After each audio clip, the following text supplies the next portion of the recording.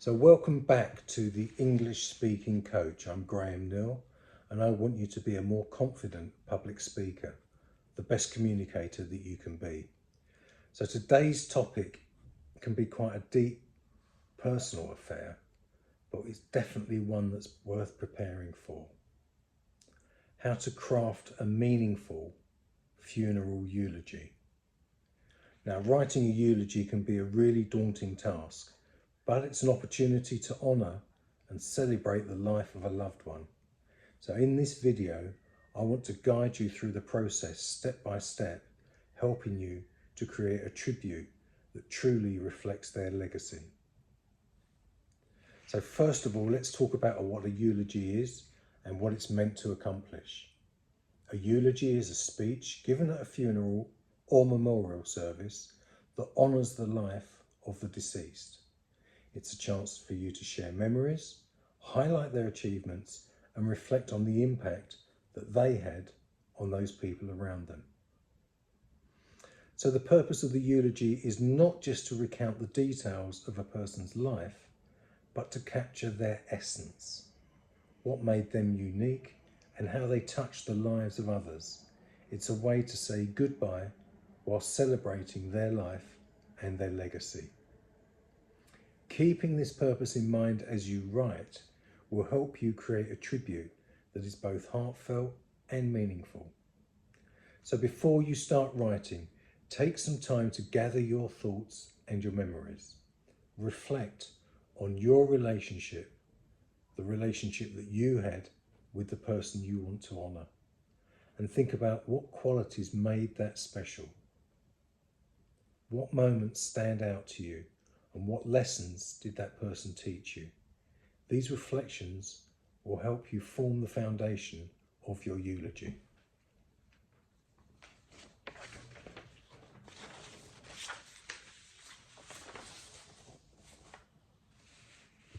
You might also want to talk to other family members and friends. Get them to share their memories and their stories. This can help you get a fuller picture of the person's life and how they were seen by others. Remember, a eulogy doesn't have to be a solo effort. Gathering input from others can provide you with valuable insights, and that will help the tribute be even more meaningful. So once you've gathered your thoughts, it's time to structure your eulogy. Like most speeches, a well-organised eulogy typically has three main parts: an introduction, a body, and a conclusion. So in the introduction, you might start by thanking everybody for being there and acknowledging the significance of the moment. You can then introduce yourself and explain your relationship with the deceased. That's quite a simple way to start your speech, especially if you're not very confident. Just start by saying things which are facts, basically. So the body of the eulogy is likely to be more personal. It's where you're going to share your stories and your reflections. And you could focus on key themes like their character, their passions, their achievements, and their relationships. And you might want to highlight a few specific stories, or maybe just one specific story that illustrates who they were and what their relationship with you meant to you. Finally, in the conclusion, you'll want to wrap up your thoughts. So this could be a reflection on what they meant to you, a favourite quote or a saying of theirs, or just a final goodbye. Ending on a positive note, where appropriate, can leave a lasting impression on those listening. So remember, there's no right or wrong way to structure a eulogy. The most important thing is that it comes from the heart.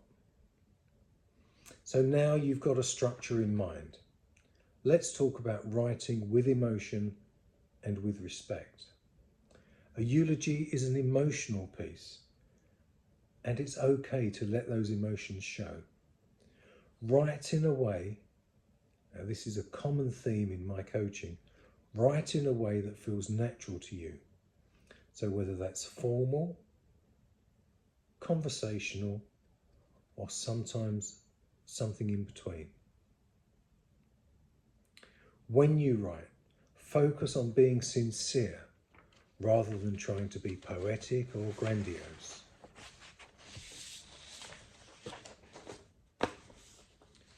Write from the heart and speak from the heart, and be honest about your feelings. It's important to be respectful. Focus on the positive aspects of their life and the good times that you shared. If you find yourself struggling with what to say, it's okay to keep it simple. Sometimes the simplest words are the most powerful. So once you've written your eulogy, it's important to practice delivering it. I've spoken before about practicing and rehearsing. You'll need to read it aloud to get comfortable with the words and the pacing and any emotions that may come up. There may be words that are difficult to pronounce, so a rewrite may help. Once you're comfortable with reading it yourself, you may want to practice in front of a trusted friend or family member. Maybe someone who knew the deceased, or perhaps someone who didn't know the deceased, perhaps someone who can be more objective about your reading and your delivery. Now, it's okay to show emotion whilst delivering your eulogy. And it's a difficult time, and nobody expects you to be perfect. If you get choked up, just take a rest, take a deep breath, and then crack on. There's been times when I've delivered eulogies and I've had someone with me so that if I couldn't continue, I knew that they would be able to pick up my script and finish the words that I'd written. In the event, I didn't need them, but I knew that they were there for me, just as the deceased had been there for me in my younger life. So I hope this guide helps, and I hope that you're feeling more prepared to craft and deliver that meaningful eulogy. It's a very challenging task, but it's also very, very rewarding. I often joke with my friends that I might not be able to help them with their plumbing or with their decorating, but when they die, I'll be able to do a great eulogy for them. It's lovely to be with a group of friends and family and to be able to come forward and take that responsibility while within the group, perhaps you're all feeling sad and you're feeling a sense of loss. But if you're able to deliver that eulogy, perhaps on behalf of your group of friends and your family, it's a lovely gift to those people around you and to the deceased. So if you found this video helpful, please give it a thumbs up. Maybe you'd like to subscribe for more help with public speaking. If you've got any questions or would like some one-on-one, please get in touch, drop a comment below. So once again, thank you for watching, and I hope you found this useful.